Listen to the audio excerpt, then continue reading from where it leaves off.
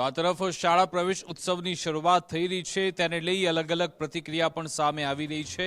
આ તરફ શાળા પ્રવેશ ઉત્સવમાં આઈએફએસ અધિકારીના નિવેદનને લઈ સમાચાર મળી રહ્યા છે।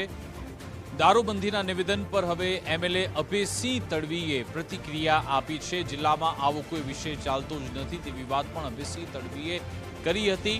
તેમના તરફથી આ કહેવામાં આવ્યું કશું આવું ચાલતું હોય તો તેમને પકડવામાં આવે છે તેવી વાત પણ અભયસિંહ તડવીએ કરી હતી।